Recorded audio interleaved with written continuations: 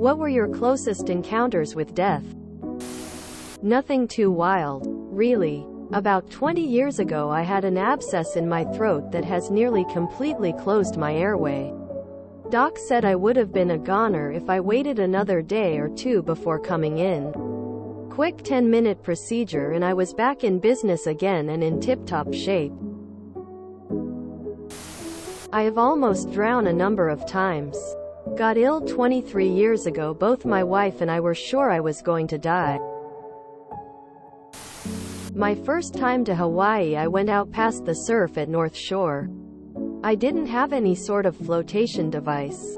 Upon my attempt to come in, I took in a lot of water and was sure I was going to drown. I remember thinking, I hope they find my body. That was the closest I have ever been to the next phase of my journey. Working 30 feet in the air on a scissor lift. Boss drove forward without going down, first crushed me between the steel roof trusses and top of the scissor lift. Kept driving. So I'm holding onto the truss for dear life as he's driving the lift out from under me.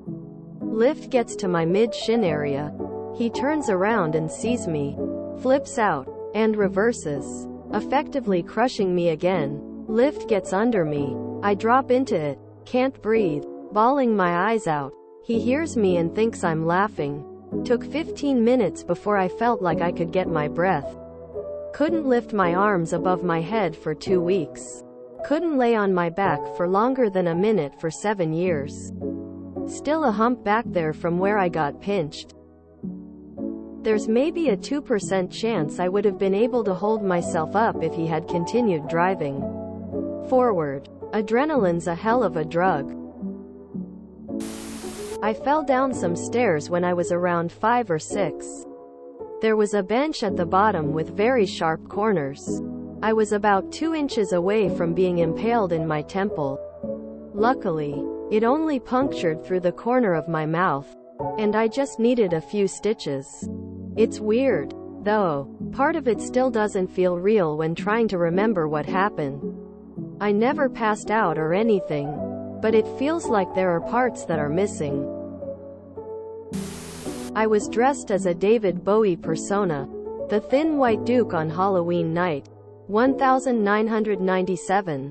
A street argument with 2 guys turned into one of them pointing a gun at my chest and pulling the trigger. The gun misfired and I charged the shooter from 10 feet away to try to disarm him. He had reloaded, ejected the spent casing, semi-automatic 380 pistol, and fired 2 more shots. One severing my artery in my left forearm at point blank. My arm was S-shaped and it was spurting out blood like you see in the movies, a stream of blood shooting a few feet out from my arm. The detectives investigating it said I got the 1% chance that a bullet failed. They found the failed casing with the hammer imprint. Witnesses reported a flash from the gun.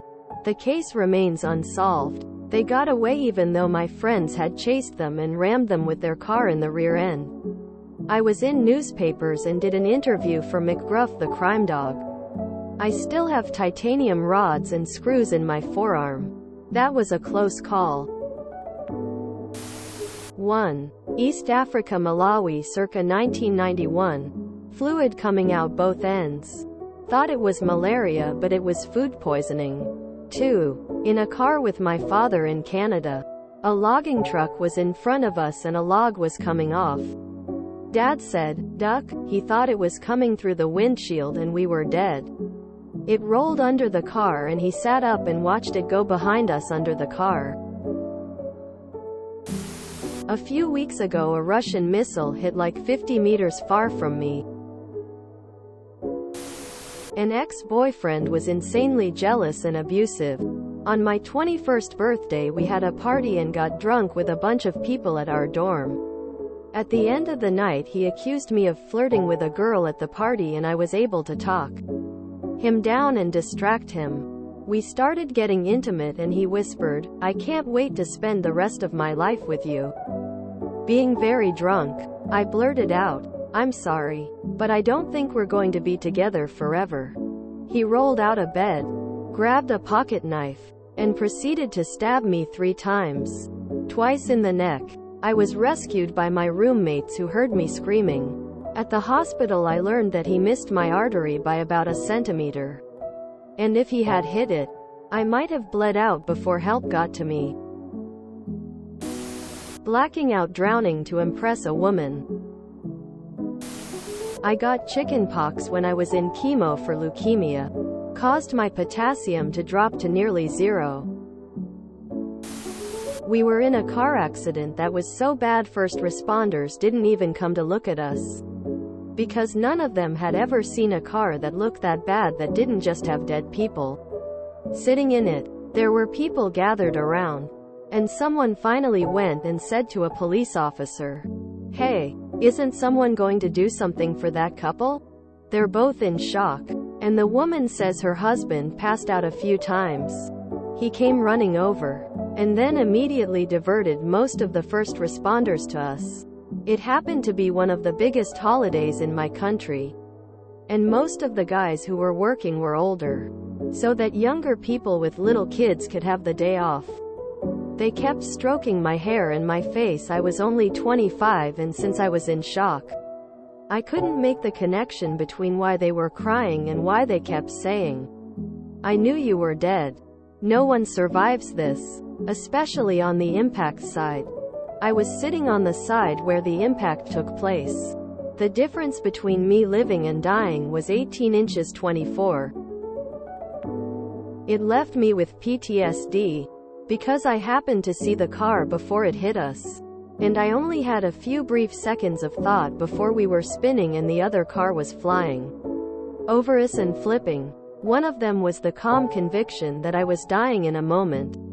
And surprisingly, I felt some regrets about that. But no fear. No fear at all. I traded fear of death for PTSD that day. Just by accident. It's been a long time. And I still don't know if it was worth it. But I do know it's made other experiences a lot less worrisome and frightening. Was driving on the highway in the dark as a teen. Deer ran out in front of me. Lost control of the car and hit a guardrail. On the other side of the guardrail was a massive cliff. If it hadn't held, I'd be gone. Can still visualize it in my mind. Almost like the world stopped in that second.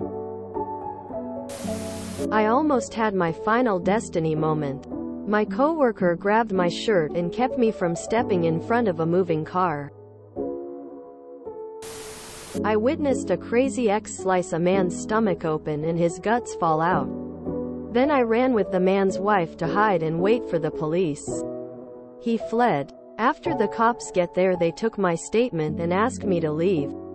After starting my car, Crazy comes out of nowhere with the knife in hand demanding I open the door. Felt like forever saying no. But not even a minute later he was tackled from behind and arrested. Almost drowned in elementary school when a kid double my weight was piggyback riding me and wouldn't get off as we went from 4 to 8 feet under the water. I got out from under him expending all my energy freaking out. Pushing off the bottom of the pool only to end up under a gigantic heavy floaty with 2 people on it. Had to fight the urge to take in a full breath of water when I expected to breach. Had to wait another 3 seconds to get out from under that. Eyes closed, focusing on not inhaling. Didn't go back in the pool for an hour or 2 after coughing a fit and parents running over. When I was roughly 4 years old, my parents were divorced and my dad would get weekend visitation. I mainly spent them with my great-grandma while dad was out doing whatever dad was doing, mostly bars and drinking. As I now know, one day he came home drunk. Him and his girlfriend had split and he was trying to see her. But she claimed she wouldn't see him without me. Great-grandma tried to stop him. But he pushed her down, out of the way, and took me anyway. At least he was thoughtful enough to put on my seatbelt. He ended up going 100 miles per hour and took a turn at a stoplight. We crashed into a brick wall. The car ricocheted off and tumbled away. My dad was launched from the car. And I remember screaming and being so scared that he was dead because I could see him laid out in the road from where I was stuck in the car. Some random man passing by rescued me. He told my mother that when he got to the car, it was engulfed in flames, but there was like this bubble of air around me and I was untouched. He ended up with the GM symbol burned into his thumb from trying to undo my seatbelt. He got me out but took maybe 3 steps away from the car when it blew up and sent us flying across the road. I was in the hospital for weeks and was so traumatized afterwards that I would scream and cry any time we had to go anywhere in my mom's vehicle. To this day, I still don't know who it was that saved me. They kept his name out of the press and my lawyer helped him with some legal trouble because he technically had a bench warrant out at the time. His name is nowhere to be found in my settlement paperwork or any information I have found about the accident. I think about him a lot. I'm 35 years old and I still can't drive. Drinking a bottle of rubbing alcohol. Drinking 2 bottles of NyQuil, then a bottle of Yukon Jack. Falling 30-ish feet rock climbing. I was drunk. I'm glad I don't drink anymore.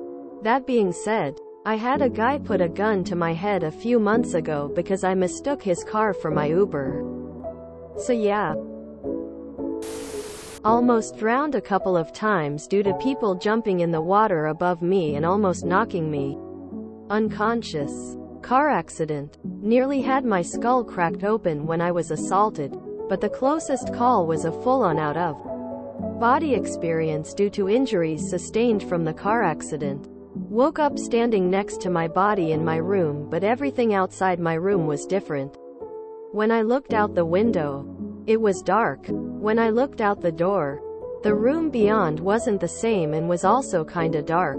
Then I touched my head and felt myself sort of get sucked back into my body and wake up.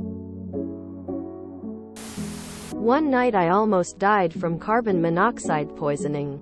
I didn't know what was going on and I was too afraid to wake anyone up. Eventually I did, but they didn't take me to the hospital. I was sick and extremely dizzy for a week. I couldn't focus my eyes the entire time. I also had severe asthma as a kid and that almost killed me a couple times. There's probably other stuff I don't remember. But yeah, those are the times I can recall. If you enjoyed this video, please check out our playlists full of similar content. Epic Eracast is like doom scrolling for your ears. Please like, share, and subscribe.